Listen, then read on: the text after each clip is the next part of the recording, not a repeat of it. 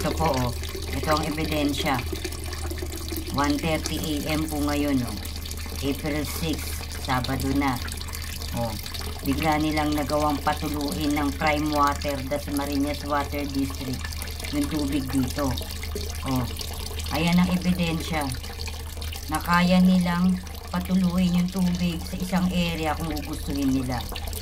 O, katulad ngayon, after 5 days na wala kaming tubig, ngayon lang nila pinatulo yung tubig. O, makatarungan ba yan? Ha? Na maski na nagsisingil sila ng fixed rate, buwan-buwan?